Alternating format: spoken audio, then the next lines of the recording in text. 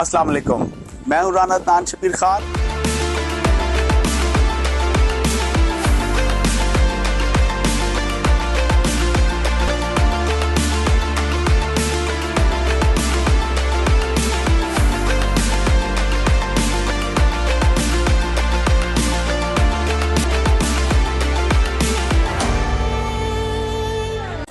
अस्सलाम वालेकुम, मैं हूं राना तान शबीर खान और आप देख रहे हैं नोए फिक्र। पाकिस्तान में आने वाली इंटरिम गवर्नमेंट को लेकर एक बेयकीनी की फ़िज़ा कायम है और ये बेयकीनी की फ़िज़ा मुझे ऐसे लगता है कि एक प्लान के तहत हुकूमत ने कायम की हुई है। इंटरिम गवर्नमेंट को कौन लीड करेगा, बहुत सारे नाम मार्केट में हैं, जिनमें इसहाक डार साहब और हफीज़ शेख साहब सर फहरिस्त हैं। हुकूमत का कहना है कि उन्होंने 5 नाम फाइनल कर लिए हैं और वो पीडीएम में जो उनकी इत्तेहादी जमातें हैं उनके साथ उनको डिस्कस करेंगे और फिर उनको फाइनलाइज करेंगे। वक्त अब कम रह गया है। चलते हैं अहमद के पास और सुना है उनके पास कुछ अंदर की खबरें हैं, कुछ नाम हैं उनके पास। जी अहमद, ज़रा हमें भी बताइएगा। जी अस्सलाम वालेकुम राना साहब, 3 नाम फाइनल हो गए हैं वज़ारत उज़्मा के लिए निगरान हुकूमत के।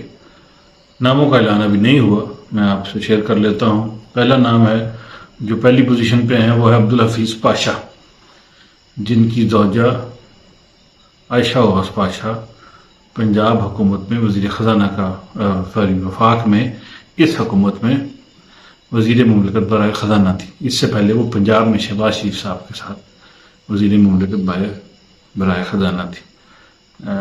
हफीज़ पाशा अच्छे खासे बहुत अच्छे इकोनॉमिस्ट हैं और इसी तरह उनकी ज़ौजा भी बड़ी अच्छी इकोनॉमिस्ट हैं। दूसरा नंबर है अब्दुल हफीज़ शेख का, जो 2 दफ़ा वज़ीर ख़जाना रहे हैं, एक दफ़ा पार्टी के दौर में और एक दफ़ा पीटीआई के दौर में। दोनों दफ़ा वो फारिग किए गए। उससे पहले वो सिंध के वज़ीर ख़जाना भी रह चुके हैं और निजकारी के वफाकी वज़ीर भी रह चुके हैं और उनका कैरियर जो है यूनिवर्सिटी में पहले पढ़ाया करते थे। मियाँ मोहम्मद सुमरो साहब ने उनको इंट्रोड्यूस करवाया था मुशर्रफ साहब के दौर में, जब फिर उनको पार्टी ने सिंध के वज़ीर ख़जाना का रोल दिया था। तीसरा नंबर है असलम भूतानी साहब का, जिनका ताल्लुक बलूचिस्तान से है, सीनियर सियासतदान है। ये 3 नाम अभी तक सुनने में आए हैं।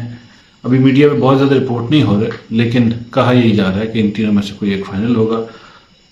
अवलीन 2 नाम जो हैं, अब्दुल हफीज़ शेख और अब्दुल हफीज़ पाशा और अब्दुल हफीज़ शेख, इन दोनों में से मुमकिन तौर पे कोई फाइनल हो जाएगा, क्योंकि ज़्यादा चांस इसलिए इनके हैं कि ये चूँकि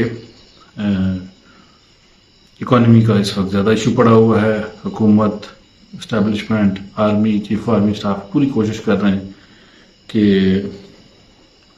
जो है चीज़ें किसी हद तक ठीक हो। इस हवाले से कह लें कि जो सूटेबल तरीन कैंडिडेट बनते हैं वो इकॉनमी से रिलेटेड कोई ऐसे साहब जिनका अच्छा खासा तजर्बा हो। अब्दुल हफीज़ पाशा का इसलिए पहले नंबर है कि वो यूएन का सेक्रेटरी जनरल जो होता है उसके अंडर 3 सेक्रेटरी जनरल होते हैं, उन्हें अंडर सेक्रेटरी जनरल कहते हैं।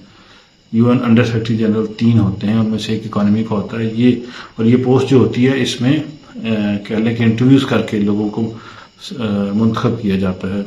किसी की रिकमेंडेशन नहीं होती कि अमरीकी सदर ने कह दिया, ये वो मुकाबला होता है कैंडिडेट्स में। तो ये मुकाबला जीत के अब्दुल हफीज़ पाशा जो है वो यूएन के अंडर सेक्रेटरी इकॉनमी पे बने थे, फिर वहाँ से छूट के आ गए थे, तो इसलिए अच्छे खासे कॉम्पिटेंट हैं। अब देखते हैं कौन बनता है वज़ीर आज़म। जी राना साहब, मुझे अपने प्रोग्राम का बकिया हिस्सा रीडू करना पड़ रहा है।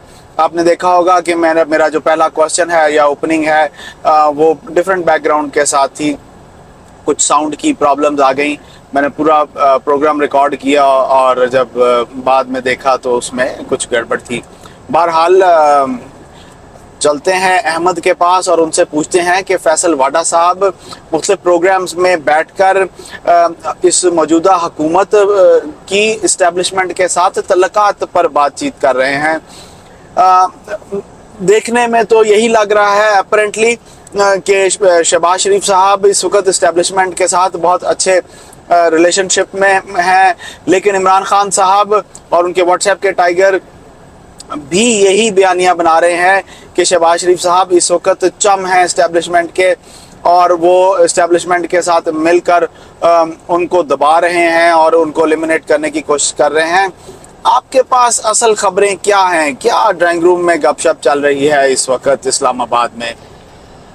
جی رانا صاحب، کل فیصل واوڈا صاحب ایک ٹی وی چینل پہ بیٹھے ہوئے تھے اور وہ کچھ باتیں ایسی کر رہے تھے. انہوں نے کہا کہ اس وقت کی جو سچویشن ہے، اسٹیبلشمنٹ آرمی چیف جو ہیں، انہوں نے نام لے کے کہا کہ آرمی چیف جو ہیں وہ اس حکومت سے خوش نہیں ہیں.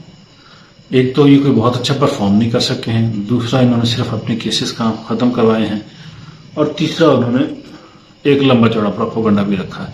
لیکن زیادہ بڑی وجہ یہ ہے کہ وہ ان کا خیال یہ ہے، یا اسٹیبلشمنٹ کا اس وقت مجموعی خیال تاثر یہ بنتا ہے.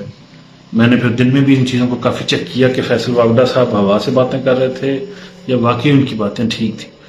تو بہت سارے حلقوں سے پتہ یہ چلا کہ اسٹیبلشمنٹ اس حکومت سے اتنی خوش نہیں ہے، ان کی کارکردگی سے اتنی خوش نہیں ہے. نمبر ایک. نمبر دو، انہوں نے جو اپنے کیسز ختم کروائے ہیں، ہر بچے کے اوپر ان کے کیس تھا، اتنی کرپشن انہوں نے کی تھی، وہ ساری کے سارے کرپشن کے کیسز شہباز شریف صاحب نے اپنے بیٹوں پہ، نواز شریف صاحب نے اپنے بچوں پہ، تمام پہ ختم کروا لیے. تو یہ جو ہے، اور آج بھی ایک دو کیسز ان کے ایم این ایس کے خلاف توہین عدالت کے، وہ بھی واپس لے لیے گئے، وہ بھی ختم ہو گئے، سزائیں ختم ہو گئی. دانیال عزیز چودھری اور وہ فیصل آباد والے جو تنظیم سازی کرتے تھے رات کو، دانیال دوسرے چودھری صاحب، تو وہ بھی ان کے کیسز بھی ختم ہو گئے. اب عرض کرنے کا مقصد یہ ہے کہ یہ کوئی گڈ بکس میں نہیں ہے. ان کے ساتھ جو پی ڈی ایم کی باقی پارٹیز ہیں، ان کو بھی یہی کنسیڈر دینا جا رہا ہے کہ وہ مال پانی پارٹی ہیں، اپنے کاموں میں لگے ہوئے ہیں، اپنے پیسے بنانے میں. ہر ایک کو اپنی فکر ہے، خواہ وہ فضل الرحمان صاحب ہوں، خواہ ان کا بیٹا ہو، خواہ وہ کعبہ شریف کے سامنے اپنی بیٹھ کے تصویریں کھنچوائے، کام وہی ہے، مال پانی. خدمت نہیں ہے لوگوں کی، ملک کے لیے کچھ نہیں ہے، اکانومی کے لیے کچھ نہیں ہے. اور باقی جو ہے وہ خان صاحب سے تو پہلے بھی خوش نہیں. تو اس لیے بقول فیصل واوڈا کے جو ہے ان حکومتوں سے وہ خوش نہیں. اب باقی سیٹ اپ میں کیا ہوتا ہے، کیا چیزیں ہوتی ہیں، وہ تو لازمی بات ہے، جو آئین قانون یا ضرورت کے مطابق چیزیں ہوں گی وہ دیکھی جائیں گی. لیکن بہرحال یہ انہوں نے جو یہ تاثر تھا کہ بہت لاڈلی ہے اس وقت پی ڈی ایم اسٹیبلشمنٹ کی، تو وہ تاثر انہوں نے ڈسپیل کیا کہ ایسی کوئی بات نہیں ہے، اسٹیبلشمنٹ کو بالکل پسند نہیں ہے، اسٹیبلشمنٹ بلکہ ان سے تنگ ہے.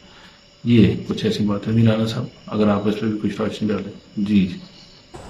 توہین الیکشن کمیشن کیس میں آج عمران خان صاحب کی حاضری تھی اور آج ان پر فرد جرم عائد ہونا تھی، لیکن ان کی جگہ ان کے وکیل شعیب شاہین صاحب پیش ہوئے اور شعیب شاہین نے عدالت سے عمران خان صاحب کی ذاتی حیثیت میں حاضری سے استثناء کی درخواست کی، جس پر الیکشن کمیشن نے پوچھا کہ جناب کیا وہ اگلی حاضری پر تشریف لائیں گے یا نہیں لائیں گے.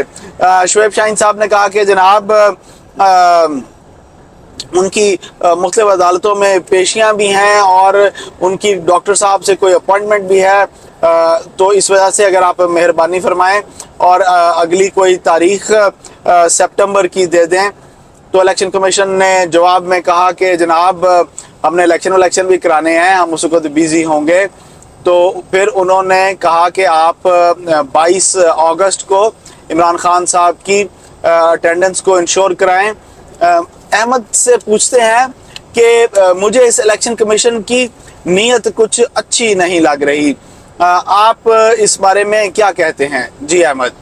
جی، الیکشن کمیشن نے پی ٹی آئی کو وارن کیا ہے کہ وہ پی ٹی آئی کو بین کر سکتی ہے اور الیکشن کے لیے ان کو کوئی سمبل بھی، یعنی انتخابی نشان بھی نہیں دے گی، بلے پہ ووٹ نہیں ہوگا. اب اگر یہ ہو جاتا ہے تو اس کا مطلب ہے کہ پھر ملک کی اکثریت ووٹ نہیں ڈالے گی، کیونکہ اکثریت اس وقت پی ٹی آئی کے ساتھ ہے. بڑی واضح اور صاف نظر آتا ہے. نمبر ایک.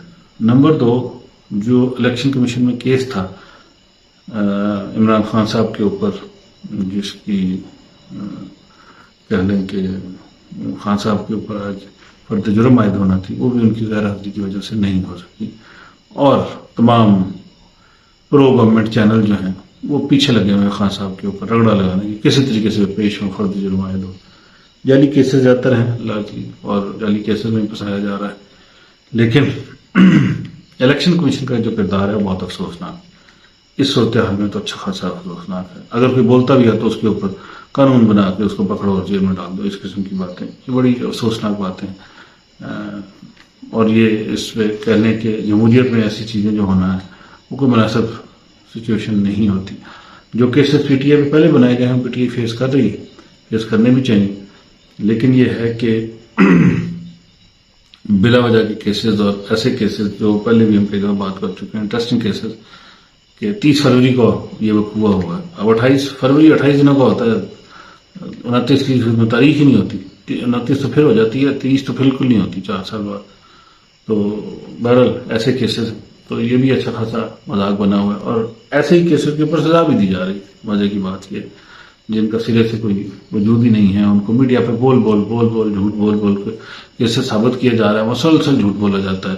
اور یہ پروپیگنڈا وار جو ہے نون لیگ کا پرانا حصہ ہے, پرانا خاصا ہے. اپنی کرپشن کو چھپاؤ اور دوسرے کو الزام لگاؤ.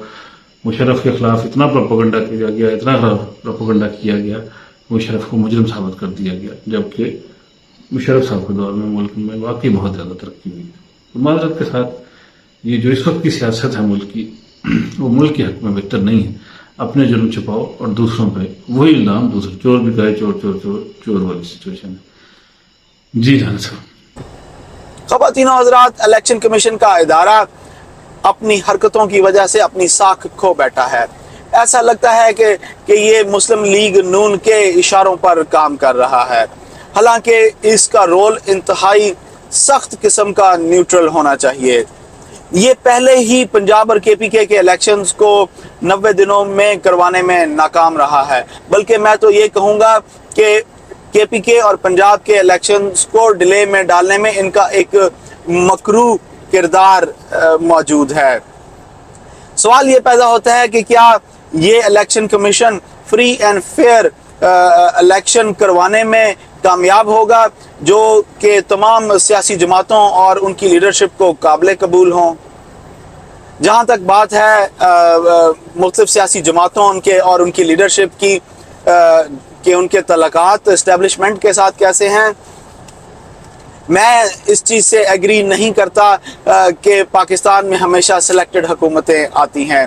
عوام جب فیصلہ کر لیتی ہے کہ وہ کس کو اپنا اگلا حکمران چنے گی تو ان کو اس سے کوئی نہیں روک سکتا. آپ کو یاد ہوگا بے نظیر بھٹو صاحبہ جب جنرل ضیاء صاحب کی ڈیتھ کے بعد تشریف لائیں تو ایک عوام کا ٹھاٹھے مارتا ہوا سمندر ان کے استقبال کے لیے ایئرپورٹ پر موجود تھا. اور پھر وہ جب دوبارہ بھی جنرل مشرف دور میں تشریف لائیں تو بالکل ویسے ہی ہوا جیسے پہلے ہوا تھا. بہرحال خالی بیانیے سوشل میڈیا پر پولیٹیکل پارٹیز جب چلاتی ہیں اور وہ سمجھتی ہیں کہ بیانیے چلانے سے ٹک ٹاک کے اوپر, واٹس ایپ کے اوپر, انسٹاگرام کے اوپر وہ عوام کی ہمدردیاں حاصل کر لیں گے, میرا خیال ہے کہ اب ایسا نہیں ہوگا. اب حکومتوں کو اور سیاسی جماعتوں کو ڈیلیور کر کے دکھانا ہوگا, ورنہ یہ عوام ان کو کک مار کر باہر نکال دے گی. میں آپ سے اجازت لوں گا. اللہ آپ سب کو آسانیاں نصیب فرمائے اور آسانیاں تقسیم کرنا نصیب فرمائے. السلام علیکم.